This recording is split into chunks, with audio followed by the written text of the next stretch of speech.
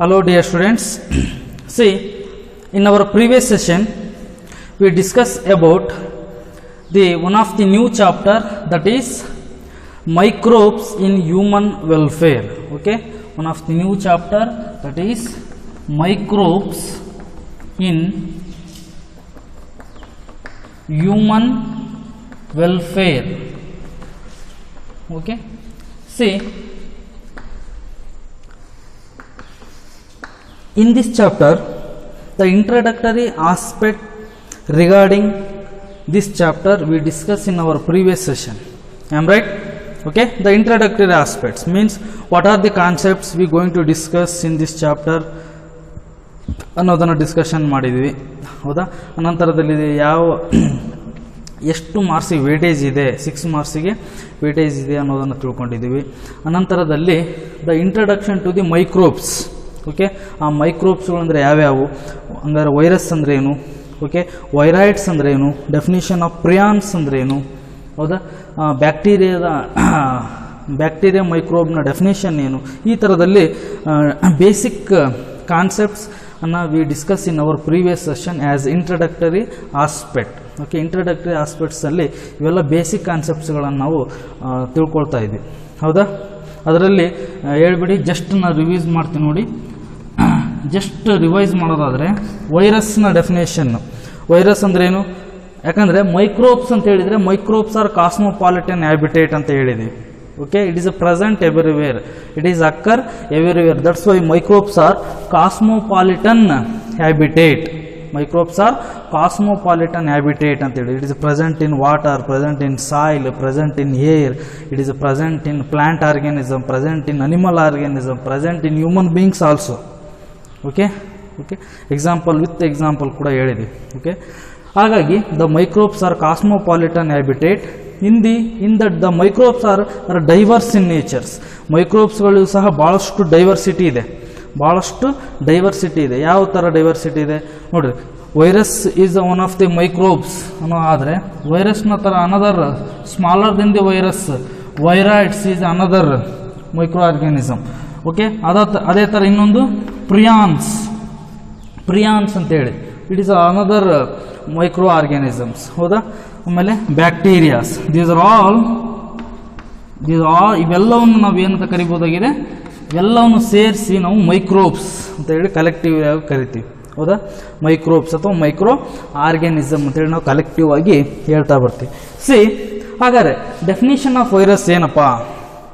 Definition of virus ಅನ್ನು ನಾನು ಹೇಳಿದ್ದೀನಿ. Virus it is ultra microscopic. Virus is the ultra microscopic ಇಂದ ನಾವು ನೋಡ್ಬೋದು.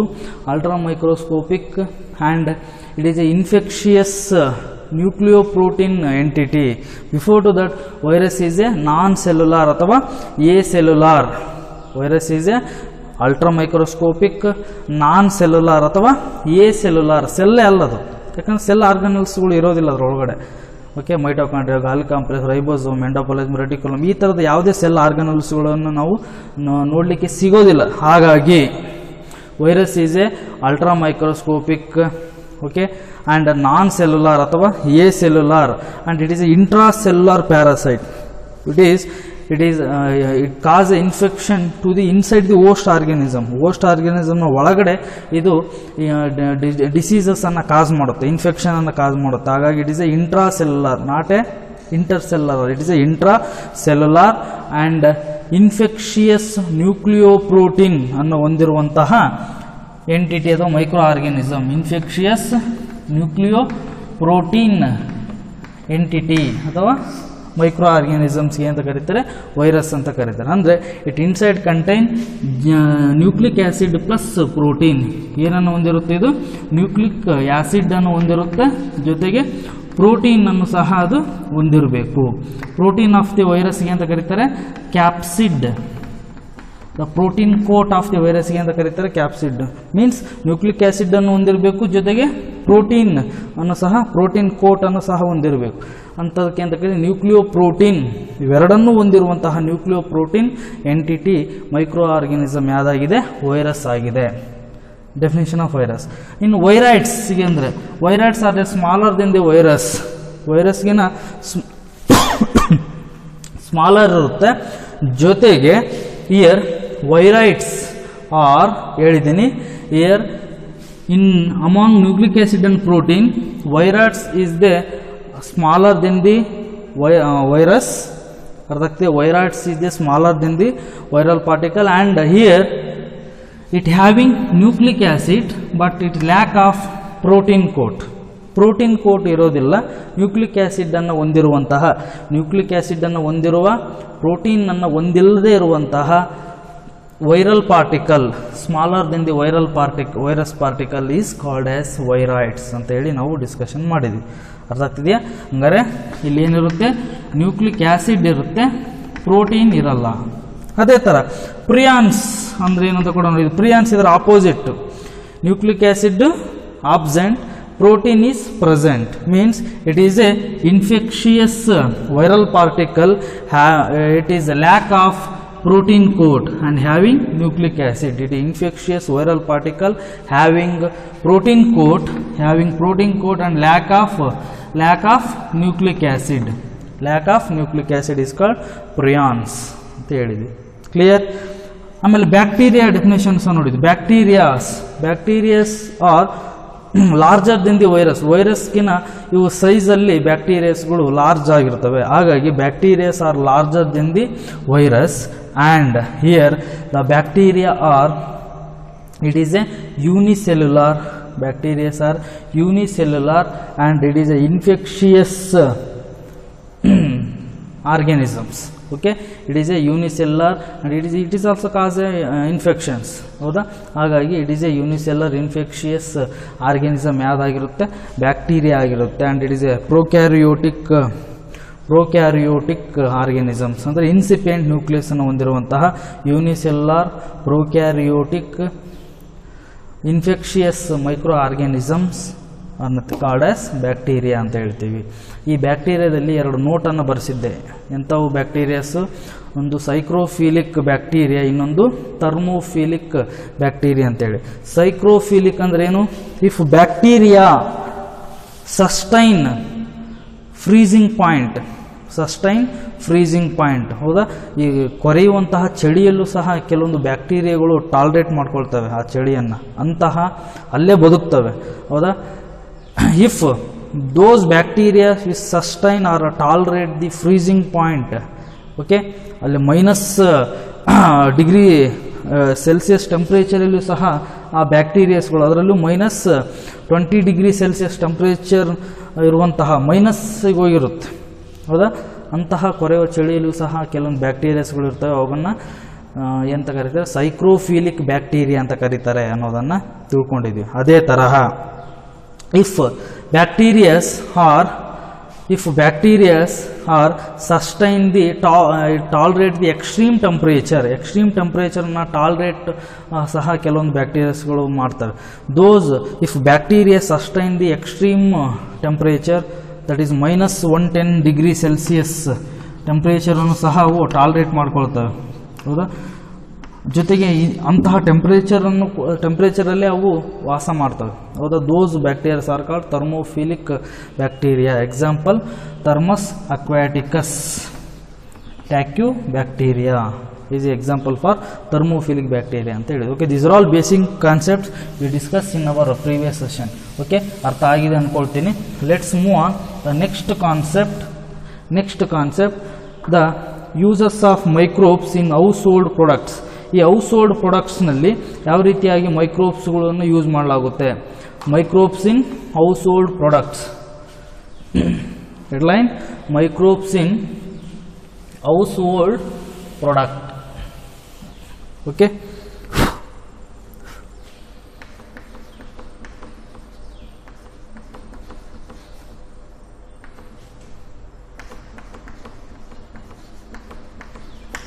microbes in household products. ಈ ಹೌಸ್ಹೋಲ್ಡ್ ಪ್ರಾಡಕ್ಟ್ಸ್ ಅಲ್ಲಿ ಓಕೆ, ದಿನನಿತ್ಯದ ನಿಮ್ಮ ಮನೆಗಳಲ್ಲಿ ಮೈಕ್ರೋಬ್ಸ್ ಅನ್ನು ನಾವು ಯಾವ ರೀತಿಯಾಗಿ ಯೂಸ್ ಆಗುತ್ತೆ ಅನ್ನುವಂಥದ್ದು. ಹೌದಾ? ಯಾವ ಥರದಲ್ಲಿ, ಯಾವ ರೂಪದಲ್ಲಿ ಆ ಮೈಕ್ರೋಬ್ಸನ್ನು ನಾವು ನೋಡ್ತೀವಿ ಅನ್ನೋದನ್ನು ಇಲ್ಲಿ ಡಿಸ್ಕಷನನ್ನು ಇವತ್ತು ಮಾಡ್ತಾ ಬರೋಣ. Okay, the first application of microbes in household products.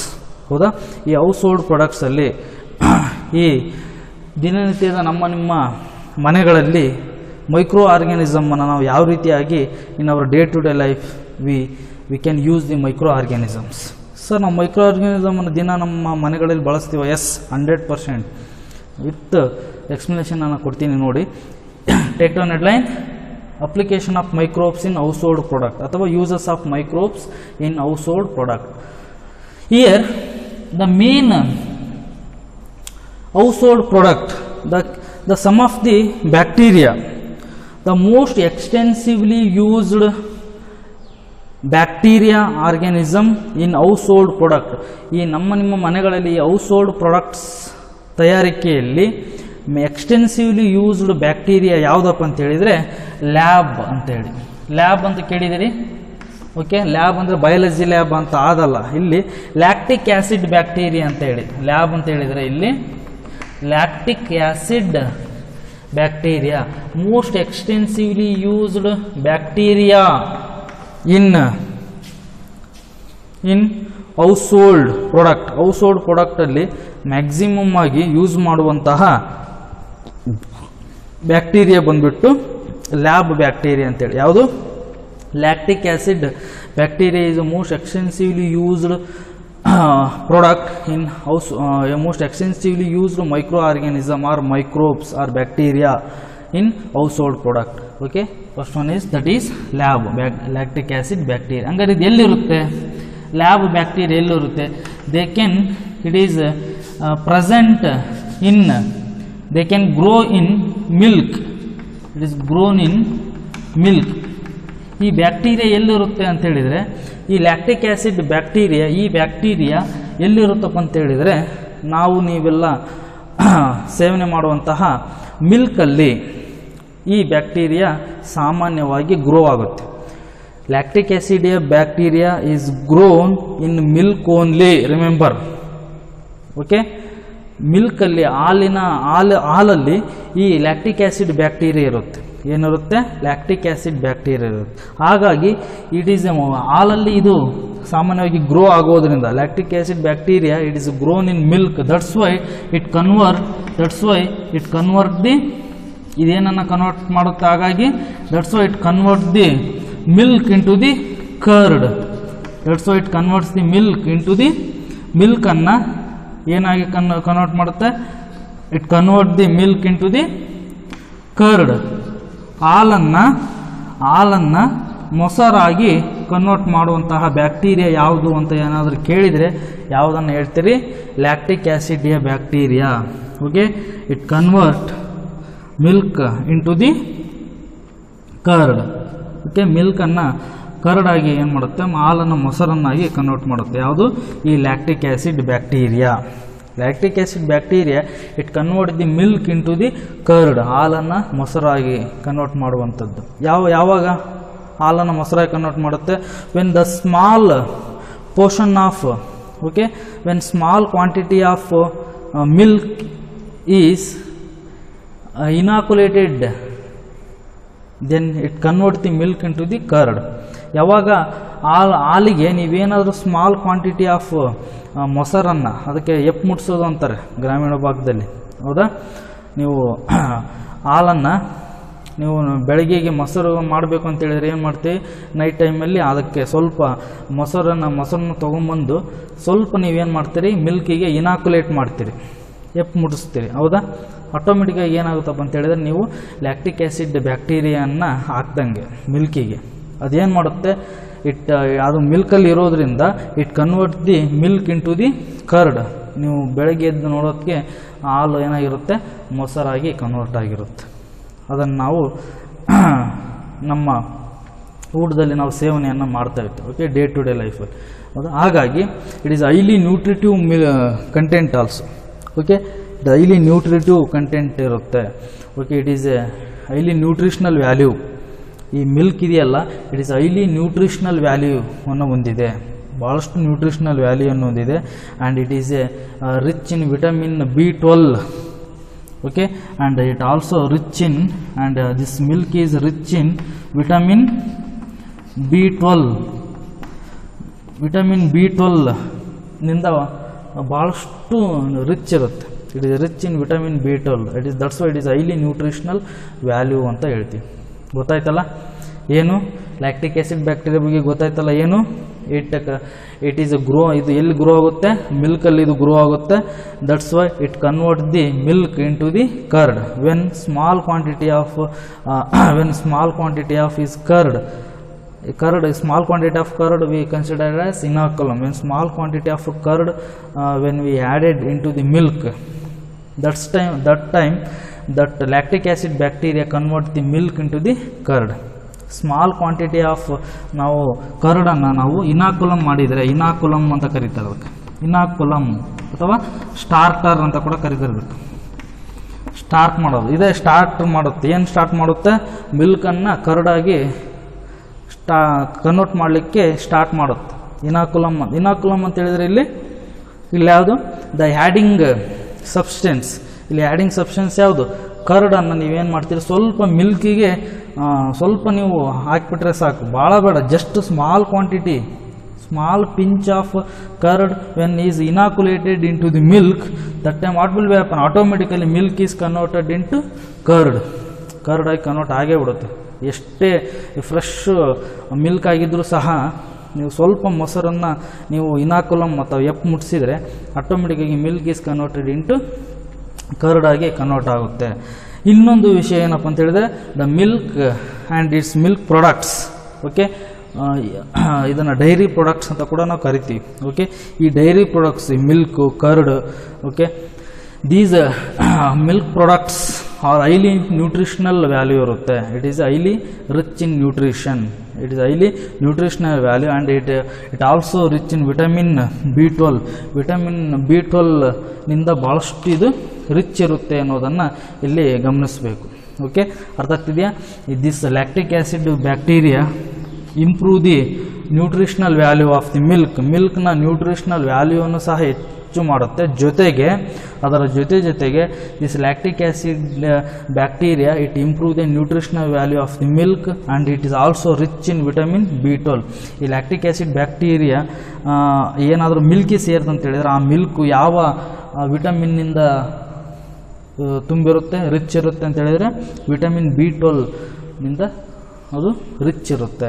It contain more vitamin B12 nutritional vitamin content. Clear? This is about in this way our household product ಆಗಿ ಈ ರೀತಿಯಾಗಿ ನಾವು ಲ್ಯಾಕ್ಟಿಕ್ ಆ್ಯಸಿಡ್ ಬ್ಯಾಕ್ಟೀರಿಯಾನ in our day to day ಲೈಫಲ್ಲಿ ನಾವು use ಮಾಡ್ತೀವಿ. ಹಂಗಾರೆ sir ನಾವು ಹಂಗಾರೆ ಈ ಕರ್ಡಲ್ಲಿ ಹಂಗಾರೆ ಲ್ಯಾಕ್ಟಿಕ್ ಆ್ಯಸಿಡ್ ಬ್ಯಾಕ್ಟೀರಿಯಾ ಇರುತ್ತಲ್ಲ, ನಾವು ಸೇವನೆ ಮಾಡ್ತಿದ್ದೀವಿ, ನಮ್ಗೆ ಏನಾಗಲ್ವಾ? ಏನೂ ಆಗಲ್ಲ. ಯಾಕಂದ್ರೆ ನಾವು ನಾವು ಏನು ಮೊಸರನ್ನು ನಾವೇನು ಸೇವನೆ ಮಾಡ್ತೀವಲ್ಲ ನಮ್ಮ ಆಹಾರವಾಗಿ, ಓಕೆ, ನಾವು ಡೇ ಟು ಡೇ ಲೈಫಲ್ಲಿ ನಾವು ಮೊಸರು, ಹಾಲು ಮತ್ತು ಹಾಲಿನ ಉತ್ಪನ್ನಗಳನ್ನು ನಾವು ಊಟ ಮಾಡೇ ಮಾಡ್ತೀವಿ, ಹೌದಾ? ಹಾಗಾಗಿ ಲ್ಯಾಕ್ಟಿಕ್ ಆ್ಯಸಿಡ್ ಬ್ಯಾಕ್ಟೀರಿಯಾ ನಮ್ಮ ದೇಹದೊಳಗೂ ಸಹ ಎಂಟ್ರಿ ಆಗುತ್ತೆ.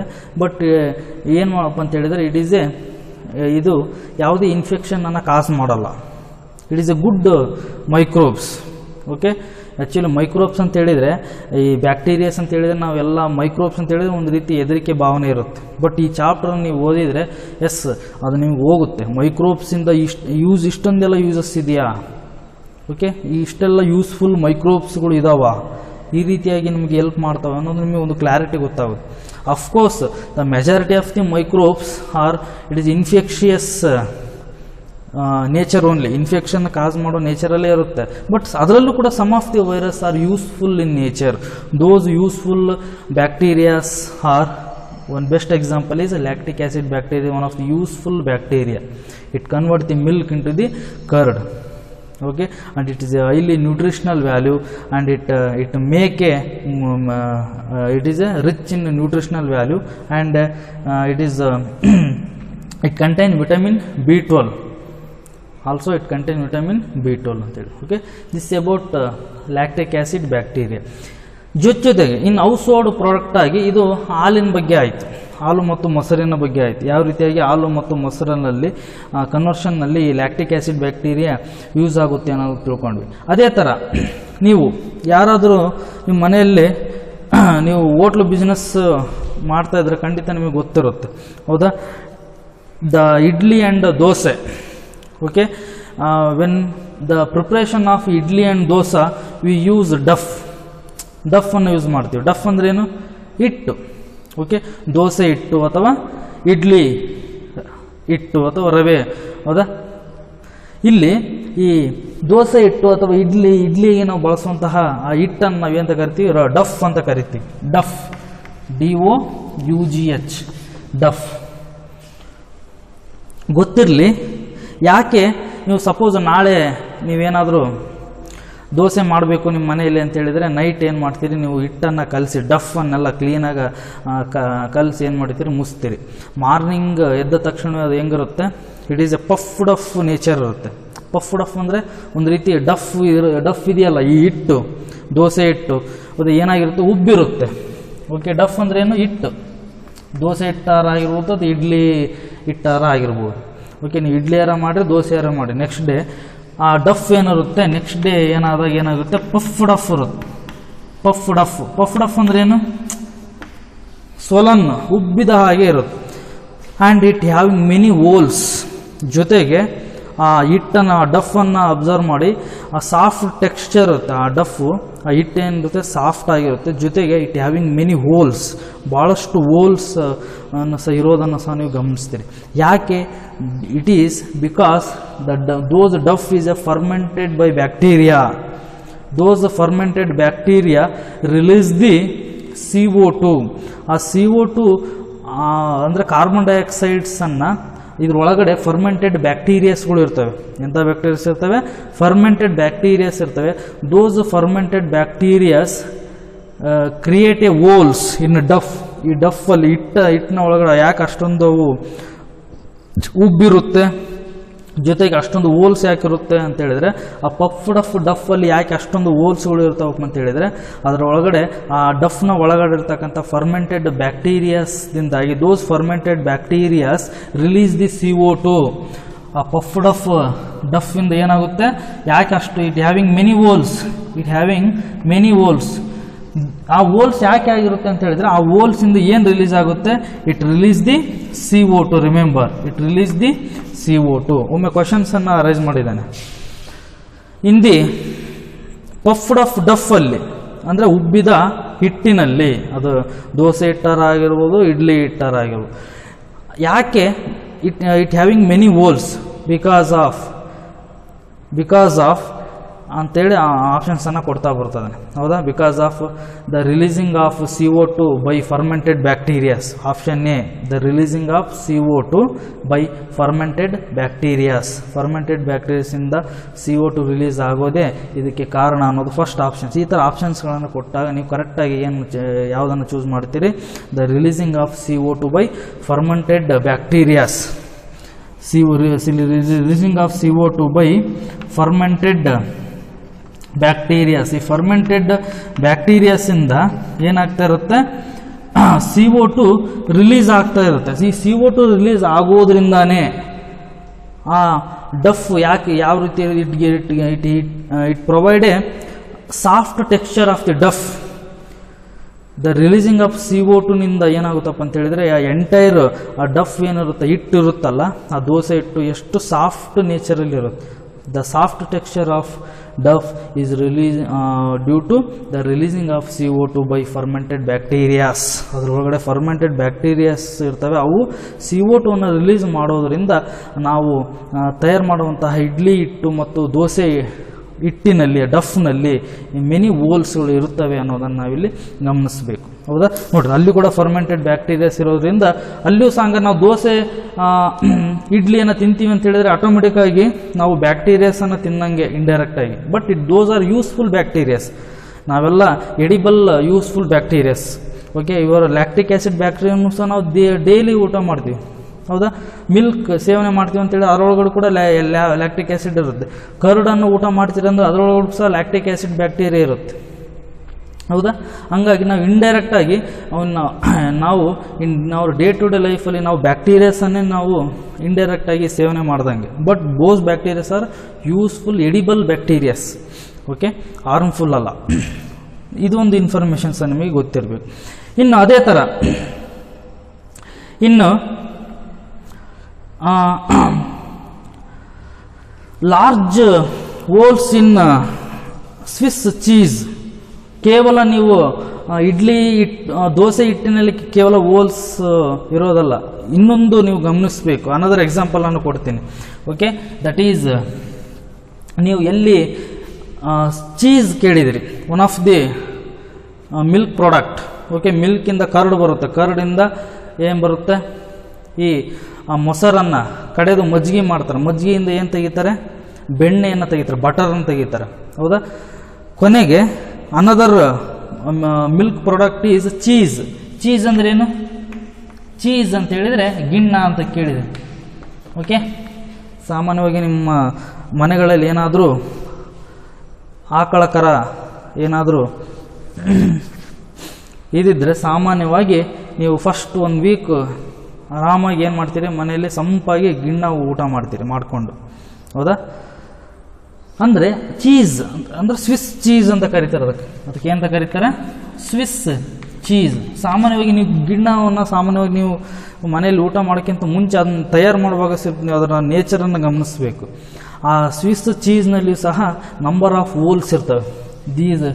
ಅಷ್ಟು ಯಾಕೆ ನಂಬರ್ ಆಫ್ ಹೋಲ್ಸ್ ಇರುತ್ತೆ? It having number of holes. ಕಾರಣ ಏನು ಹೇಳಿ ನೋಡೋಣ. Again the Swiss cheese inside it contain fermented bacteria. Those fermented bacteria release the CO2. ನೋಡ್ರಿ, ಅಲ್ಲಿಯೂ ಸಹ ಹೋಲ್ಸ್ಗಳು ಇರ್ತವೆ, ಹೌದಾ? ಅದಕ್ಕೆ ಗ್ರಾಮೀಣ ಭಾಗದಲ್ಲಿ ಒಂದು ಮಾತು ಹೇಳ್ತಾರೆ, ಎಲ್ಲರ ಮನೆ ದೋಸೆ ತೂತು ಅಂತ ಹೇಳ್ತಾರೆ. ಯಾಕೆ ದೋಸೆಗಳು ತೂತಿರುತ್ತವೆ ಅಂತ ಹೇಳಿದ್ರೆ ಗೊತ್ತಾಯ್ತಲ್ಲ. ಕಾರಣ the releasing of CO2 by the fermented bacterias. Fermented ಬ್ಯಾಕ್ಟೀರಿಯಾಸಿಂದ CO2 ರಿಲೀಸ್ ಆಗುವಾಗ ಆ ರೀತಿ ಹೋಲ್ಸ್ ಫಾರ್ಮೇಷನನ್ನು ಮಾಡಿರ್ತವೆ. ಅದಕ್ಕೋಸ್ಕರ ಆ ಹೋಲ್ಸ್ಗಳು ಇರ್ತವೆ. ಹಂಗೆ ನೀವು ಇವನ್ ಗಿಣ್ಣದಲ್ಲೂ ಸಹ ನಂಬರ್ ಆಫ್ ಹೋಲ್ಸ್ ಇರ್ತವೆ. ಆ ನಂಬರ್ ಆಫ್ ಹೋಲ್ಸ್ಗೆ ಕಾರಣ ಏನು? Because of fermented bacterias. ಹಂಗಾರೆ ಇಲ್ಲಿ ಸ್ಪೆಸಿಫಿಕ್ ಆಗಿ ಯಾವ ಬ್ಯಾಕ್ಟೀರಿಯಾ ಸ್ವಿಸ್ ಚೀಸ್ನಲ್ಲಿ ಹೋಲ್ ಫಾರ್ಮೇಷನ್ಗೆ ಕಾರಣ ಆಗುತ್ತೆ ಅಂತೇಳಿ ಪರ್ಟಿಕ್ಯುಲರ್ ಆಗಿ ಹೇಳೋದಾದರೆ, it is caused by bacteria propionic bacterium shermanii ಅಂತೇಳಿ. ಯಾವುದು? ಪ್ರೊಪೈನಿ ಬ್ಯಾಕ್ಟೀರಿಯಂ ಶೆರ್ವಾನಿ ಅಂತೇಳಿ. ಇದೇನು ಸರ್ ಹೆಸರು ಹಿಂಗಿದೆಯಲ್ಲ? ಎಸ್, ಇದನ್ನು ಕರೀಲೇಬೇಕು. ಪ್ರೊಪೊನೈಕ್ PROPIONI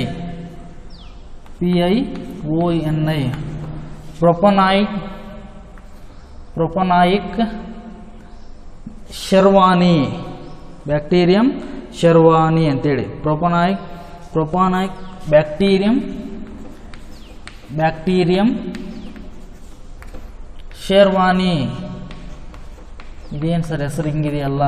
ಇದು ಬ್ಯಾಕ್ಟೀರಿಯಾದ ಹೆಸರು, ಪ್ರೊಪೊನೈಕ್ ಬ್ಯಾಕ್ಟೀರಿಯಂ ಶೆರ್ವಾನಿ. ಈ ಬ್ಯಾಕ್ಟೀರಿಯಾದಿಂದ ಸ್ಪೆಸಿಫಿಕ್ ಆಗಿ 1 ಮಾರ್ಕ್ಸ್ ಕ್ವಶನ್ ಅನ್ನು ಅರೈಸ್ ಮಾಡ್ತಾರೆ. The Swiss cheese having number of holes. The number of holes in Swiss cheese due to by the fermented bacteria. The name of that fermented bacteria is Propionaic bacterium sherwani. ಗೊತ್ತಾಯ್ತಲ್ಲ? ಪ್ರೊಪೊನೈಕ್ bacterium sherwani. ಈ ಪ್ರೊಪೊನೈಕ್ bacterium sherwani ಎಂಬ bacteria ಈ Swiss cheese ಗಿಣ್ಣದ ಒಳಗಡೆ ಇರೋದ್ರಿಂದ ಆ bacteria fermented ಆಗೋದ್ರಿಂದ as a result of fermented bacteria of propionic bacterium shermanii it release the CO2. Number of holes ಕಾರಣ ಇರೋದ್ರಿಂದ ಇಟ್ ರಿಲೀಸ್ ದಿ CO2. ಯಾಕೆ ಅದರೊಳಗಡೆ ನಂಬರ್ ಆಫ್ ಹೋಲ್ಸ್ ಇರುತ್ತೆ ಅಂತ ಹೇಳಿದರೆ, ಸ್ವಿಸ್ ಚೀಸ್ನ ಒಳಗಡೆ ಪ್ರೊಪೊನೈಕ್ ಬ್ಯಾಕ್ಟೀರಿಯಂ ಶೆರ್ವಾನಿ ಎಂಬ ಬ್ಯಾಕ್ಟೀರಿಯಾ ಇರುತ್ತೆ. ದೋಸ್ bacteria undergo the fermentation process. In the fermentation process means anaerobic. In absence of oxygen, they go for process called anaerobic fermentation. These fermented bacteria release the CO2. Okay, those fermented bacteria release the CO2. As a result of releasing of CO2, this Swiss cheese having number of holes. It is caused due to name of the bacteria is Propanoic Bacterium sherwani. ಇದನ್ನ compulsory exam ಅಲ್ಲಿ 1 marks question ಕೇಳ್ತಾರೆ. ಗೊತ್ತಾಯ್ತಲ್ಲ, ಈ bacteria ಹೆಸರನ್ನು ಬರೀಬೇಕು. Okay, the Swiss cheese having number of holes is due to presence of bacteria ಅಂತೇಳಿ ಆಪ್ಷನ್ಸನ್ನು ಬೇರೆ ಬೇರೆ ಬ್ಯಾಕ್ಟೀರಿಯಾಸ್ ಇರುವಂಥ ಆಪ್ಷನ್ಸನ್ನು ಕೂಡ ಸಹ ಕೊಡ್ಬೋದು. ಅವಾಗ ನೀವು ಯಾವುದಕ್ಕೆ ಚೂಸ್ ಮಾಡ್ತೀರಿ? ಪ್ರೊಪನಾಯಿಕ್ ಬ್ಯಾಕ್ಟೀರಿಯಂ ಶೆರ್ವಾನಿ ಅನ್ನು ಕರೆಕ್ಟಾಗಿ ಬರಿಬೇಕು. ಗೊತ್ತಾಯ್ತಲ್ಲ, ಇದೊಂದು ನಿಮಗೆ ಗಮನಿಸಬೇಕು. ಇನ್ನು ಅದೇ ಥರ ಮತ್ತೆ ಯಾವ ರೀತಿಯಾಗಿ ಹೌಸ್ ಹೋಲ್ಡ್ ಪ್ರಾಡಕ್ಟ್ಸ್ ಆಗಿ ಕೆಲವೊಂದು ಮತ್ತೆ ಯಾವ ಮೈಕ್ರೋಬ್ಸ್ಗಳು ಯೂಸ್ ಆಗ್ತವೆ ಅಂತ ಹೇಳಿದರೆ, ಇಲ್ಲಿ ಇನ್ನೊಂದು ಬರುತ್ತೆ. ಯಾವುದಪ್ಪ ಅಂತ ಹೇಳಿದರೆ bakery East used in making bread. ಇನ್ನು ಬೇಕ್ರಿ ಇಂಡಸ್ಟ್ರೀಸ್ ಬಂದರೆ, ಎಲ್ಲಿ ಬೇಕರಿ ಇಂಡಸ್ಟ್ರೀಸ್, ಸಪೋಸ್ ಯಾರಾದರೂ ನಿಮ್ಮ ಮನೆಯಲ್ಲಿ ಅಥವಾ ನಿಮ್ಮದೇ ಸ್ವಂತ ಬೇಕ್ರಿ ಇದ್ದರೆ ನೀವು ನಿಮ್ಗೆ ಸಾಮಾನ್ಯವಾಗಿ ನಿಮಗೆ ಅದ್ರ ಬಗ್ಗೆ ಬೇಗ ಐಡಿಯಾ ಗೊತ್ತಾಗುತ್ತೆ. ಹೌದಾ? ಈ ಬೇಕ್ರಿ ಇಂಡಸ್ಟ್ರೀಸಲ್ಲಿ ಬೇಕ್ರಿ ಇಂಡಸ್ಟ್ರೀಸಲ್ಲಿ ಏನನ್ನು ಪ್ರೊಡ್ಯೂಸ್ ಮಾಡ್ತಾರೆ? ಬೇಕ್ರಿ ಪ್ರಾಡಕ್ಟ್ಸ್ಗಳನ್ನು ಪ್ರೊಡ್ಯೂಸ್ ಮಾಡ್ತಾರೆ. ಬೇಕ್ರಿ ಪ್ರಾಡಕ್ಟ್ಸ್ ಅಂದರೆ ಯಾವುವಪ್ಪ? ಬೇಕ್ರಿ ಪ್ರಾಡಕ್ಟ್ಸ್ ಯಾವುವು? ಬ್ರೆಡ್, ಓಕೆ, ಬನ್ನು, ಹೌದಾ? ಬ್ರೆಡ್ಡು, ಬನ್ನು, ಆಮೇಲೆ ಪಫ್ಫು, ಎಗ್ ಪಫ್. ಓಕೆ, ಇಲ್ಲಿ ಬ್ರೆಡ್ಡು, ಬನ್ನು ಈ ಥರದ ಬೇಕ್ರಿ ಪ್ರಾಡಕ್ಟ್ಸನ್ನು ತಯಾರು ಮಾಡುವಂಥ ಸಂದರ್ಭದಲ್ಲಿಯೂ ಸಹ ಮೈಕ್ರೋ ಆರ್ಗ್ಯಾನಿಸಮ್ ಯೂಸ್ ಆಗುತ್ತೆ.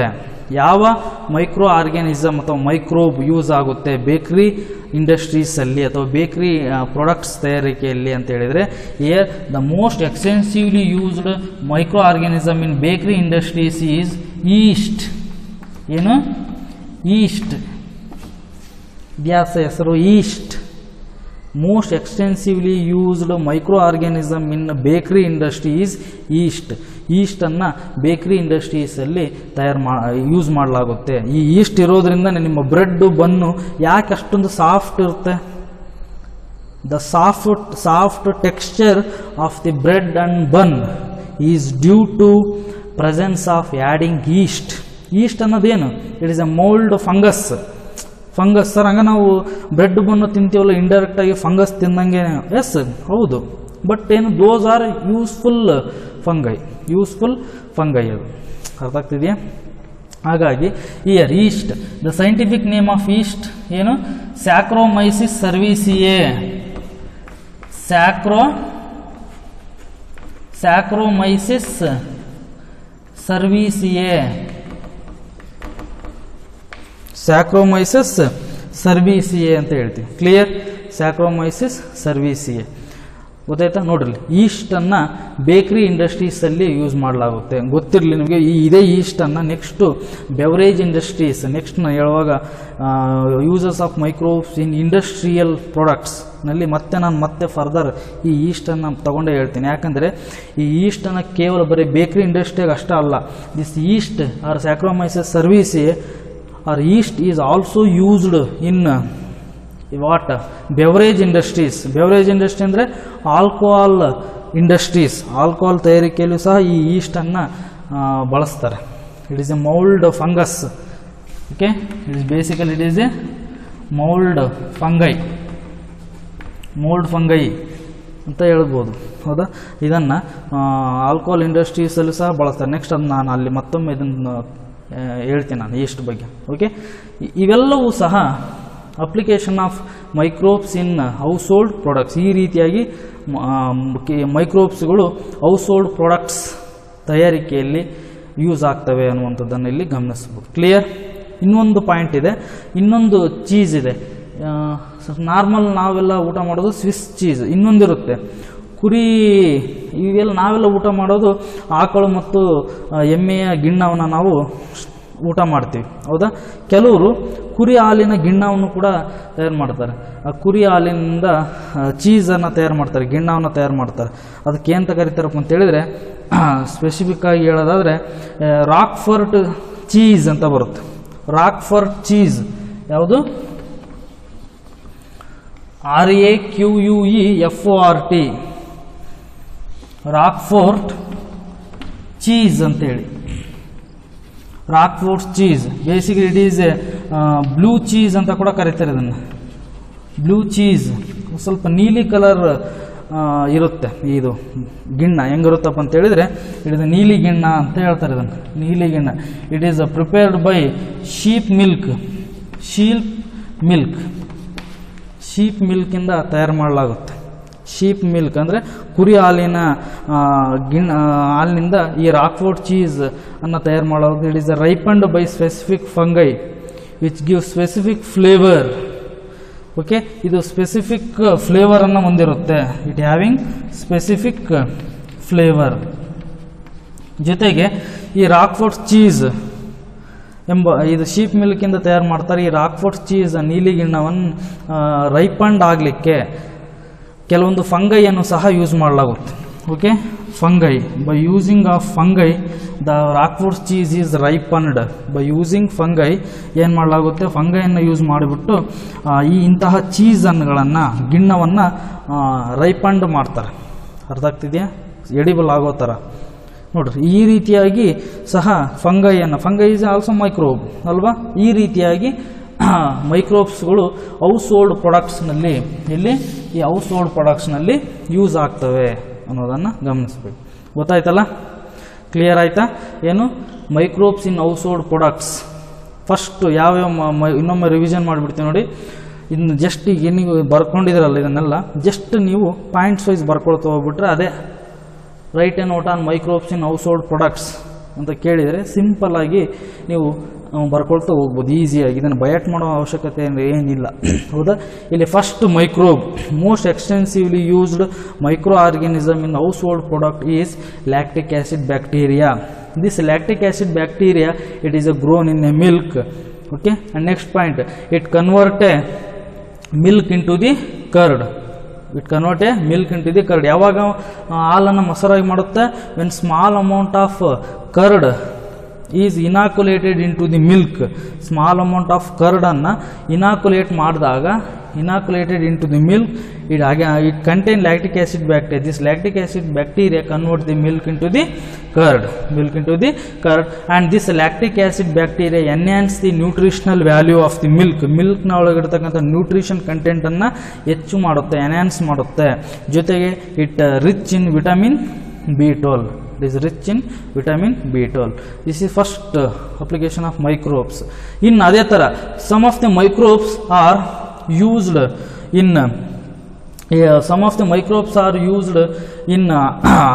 the preparation of what?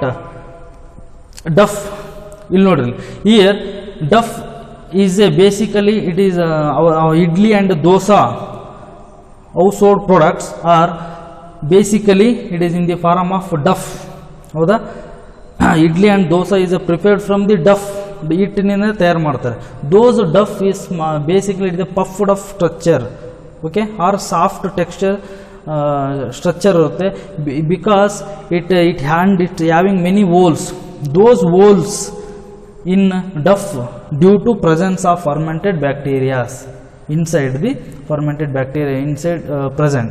Okay, those fermented bacteria release the CO2 from the duff ನ ಒಳಗಿರ್ತಕ್ಕಂಥ ಫರ್ಮೆಂಟೆಡ್ ಬ್ಯಾಕ್ಟೀರಿಯಾಸ್ಗಳು CO2 ಅನ್ನು ರಿಲೀಸ್ ಮಾಡಿಸ್ತಾ ಇರ್ತವೆ. That's why the deaf having many number of holes. Another example is our Swiss cheese is also having many number of holes because our Swiss cheese inside contain fermented bacteria. The name of that fermented bacteria is Propionibacterium sherwani. This Propionibacterium sherwani convert the it make release the CO2. Okay, it make release the CO2. That's why the Swiss cheese having number of holes. Okay, this is another example. The next, Roquefort cheese is another type of cheese. Okay, basically it is prepared from the sheep milk, and here this Roquefort cheese basically it is for the purpose of ripening of Roquefort cheese. The fungi is some of specific fungi are used. Okay, in this way microbes are used in cheese preparations. Okay, and next microbe, some of the microbes are also used in bakery industries also. Okay, the name of that microbe is yeast. The scientific name is Saccharomyces cerevisiae. Basically it is a mold fungi, commonly called as mold fungi. Here in the bakery industries, the preparation of bread, bun, puff, all these bread and puffs are soft texture is due to presence of yeast, by adding yeast. Okay, this yeast is most extensively used microorganism in bakery industries. In this way microbes are used in household products. ಇಷ್ಟನ್ನು ಬರೀಬೇಕು. Clear? ಇದನ್ನೇ points wise ಬರ್ಕೊಳ್ತಾ ಹೋಗಬೇಕು. ಅರ್ಥ ಆಗಿದೆ ಅಲ್ವಾ? ಇನ್ನು next ಸೆಕ್ಷನ್ನಲ್ಲಿ application of microbes in industrial ಏರಿಯಾದಲ್ಲಿ ಯಾವ ರೀತಿಯಾಗಿ ಮೈಕ್ರೋಬ್ಸನ್ನು ಯೂಸ್ ಮಾಡ್ತಾರೆ ಅನ್ನೋದನ್ನು ಡಿಸ್ಕಷನನ್ನು ಮಾಡ್ತಾ ಬರೋಣ. Okay, thank you, keep watching.